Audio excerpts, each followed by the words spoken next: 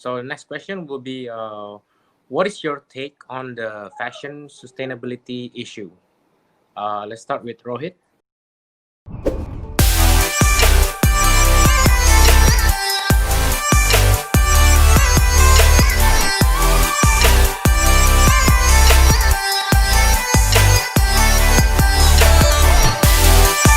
About the online, do you think there's some influence from the influencer? Can they really drive the growth for the online? How about you, Sandy? Curry. Andy, do you want to go? Yeah. Okay. I think influencers. I think there will be a redefinition of what influencers are. First of all, because I think especially during this COVID-19, you can actually see even movements among the social media content creators. Right, there are influencers who are actually creating influences, meaning that they actually sell products. Or creating like some sort of like a business move for other businesses, and there are influencers who are just posting pretty pictures, and those are probably not gonna be there for a long time.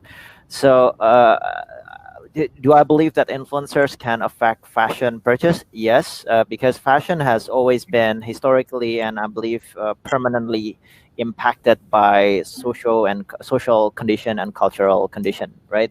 So influencers will affect, but it's really dependent on the individuality, and I think that's one part where it's still very very tricky for data to actually predict which are going to perform better, which influencers are going to deliver better results and not.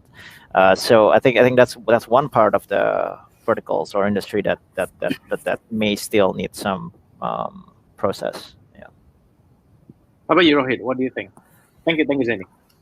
I mean, look, I think my perspective is slightly different, right? Because I think, obviously Zendy is an operator, you're a direct-to-consumer brand, right? I think the way we see it is, I mean, there are big businesses that have almost an entirely influencer strategy. So Revolve in the US, for instance, relies so much on influencers and their traffic, right? So I think my sense is we see a lot of direct-to-consumer brands using influencers in this part of the world.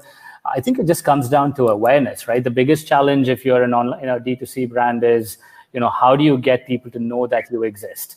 And the brands, I would think some of these brands, should be incredibly mathematical about this question. So to your point, look, is this XYZ influencer actually helping us? Well, you should be able to figure out what is the actual CAC coming through this platform versus, let's say, Instagram or Facebook or Google search, right? So I think many of the direct-to-consumer brands they don't have the choice, I would say. Like, why not engage with them as long as you have a really good method of figuring out what success looks like? Okay, we spent X over here and we were actually able to get Y amount of sales. Well, actually this channel works for us because we know that once they come in, they stay with us and buy 3-4 times a year, right? So I think it comes down to that. And like with with everything else, there might be a bit of a shakeout now. There might be some pretenders in the influencer space. They might find it harder to justify what they're getting paid for, because if you don't have any real traffic or real followers, guess what? It's not going to result in sales, right? So I think it'll just come down to that. If you're the way in which you attribute those investments.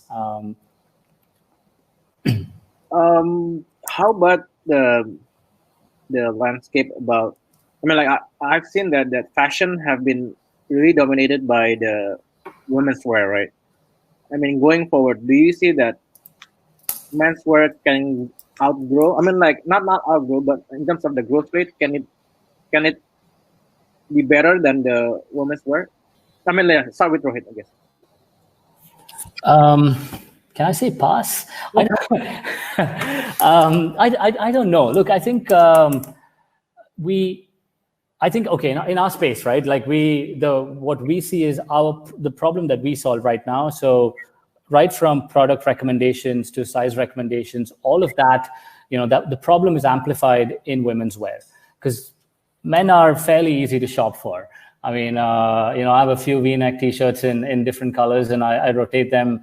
And every other day I wear a company branded T-shirt. But I think, overall, my sense is the market is really large, Arya. Like, we're talking about a $2.5 trillion market. So we don't really, that doesn't keep me up at night. So I think what we see the problem being more pronounced in women's wear, and the return rate, for instance, is much higher in women's wear and also in shoes, right? So menswear, like even when we speak to prospects, they actually say that, this is a big deal for us in women's wear. So I think on the back of some of these changes that we are seeing in general, we are going to see a shift in the offline to online shift is going to happen, right? So on the back of that, once the sort of the 6 to 12 months of unpredictability goes away, there will organically be growth in menswear. But beyond that, I wouldn't feel comfortable guessing. I would probably rely on the analysis of an operator. Okay. Thank you, Rohit. Okay, Zendy, how about you? Because you still like like Brodo, right? Brodo, like that's a local brand, right? For mostly for menswear, right? Right. Yeah. What do you think? Yeah, just in terms of like growth percentage, I do think that in the male category probably grow a bit more than female, just because the total number of female market itself is already big, right? So just percentage wise, then I believe that male growth category will be a bit higher, just in terms of the number. But yeah, I think again, because we're also servicing only female at the moment, so I can't say much for male. But you can actually see like a huge cultural move as well, right? I mean, it's even if we don't talk about fashion nowadays, especially in the Asian culture, male are becoming more aware of their appearances compared to how it was, let's say, 10 years ago. Nowadays, maybe it's also driven by a lot of Korean and media culture. They even sell makeups and cosmetics for male. And from what I heard from a lot of the people in the beauty and skincare industry, makeups and skincare products for male has been on the rise in the last few years. So obviously, male have becoming a lot more self-aware, and this will definitely drive the whole fashion landscape as well. But to what extent and to what form, we're still not sure. And I like Rohit says, male is a lot simpler, not just in terms of taste, but in terms of the production as well. Female clothing has a lot more variety, has more category, has a lot more attributions. Male are a little bit more simple. We only have like shirt, t-shirt, slim fit, skinny fit, regular fit. But it's a lot simpler compared to female clothing. So yeah, I think just in terms of growth percentage, I think male itself, it will grow a lot faster. That's what I think. If let's say someone wants to launch, not saying me, but like someone else wants to launch a D2C product, just like one product, not too complicated, would you recommend for women's wear or menswear? Really? To be honest, strategically, I would launch it to the male at this point. Yeah. Only because it's there isn't a lot of player yet. Competition is a lot lower. So if you go into the male market, it's easier for you to be to be noticed. It's and a majority of male market is they are more loyal to a certain brand. Once you're comfortable with one brand, normally you just keep buying from that same vendor, right? Yeah. So I think definitely if you just starting from zero, I would definitely choose to go to male as a DTC brand. I'd agree. I think just by virtue of what we see, since the complexity is on the women's side of the market, if I was launching a brand, I would absolutely go towards menswear.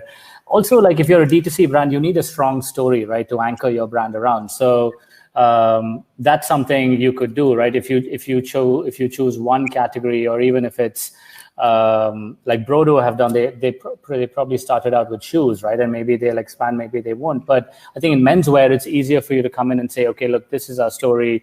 We make, I don't know, denim, for example, right? So, and I certainly think of my wardrobe that way. There are a few things I need. I need a good pair of jeans, a good pair of pants, a few t-shirts, a couple of shirts, and a blazer, right? So I think, and absolutely resonate with what Zendy said. When I find a brand I like, I just take.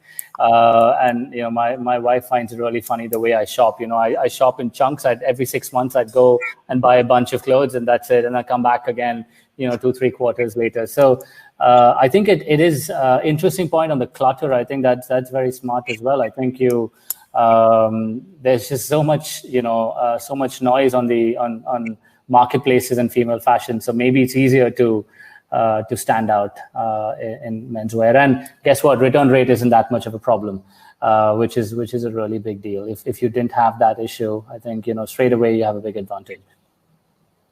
And I think I'm amazed by the growth of the sneakers industry, right, for men. I mean, it's amazing.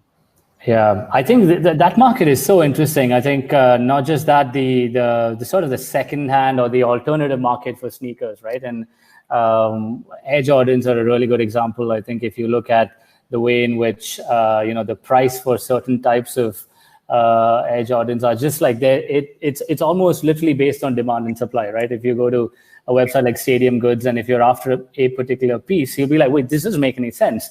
The Air Jordan 1s are this much. This price in, a striking red is like 3 times more expensive, right? So I think, the sneaker culture is very interesting. And I think it's opening up all kinds of opportunities on the business model side, companies that are able to authenticate and create a trusted marketplace.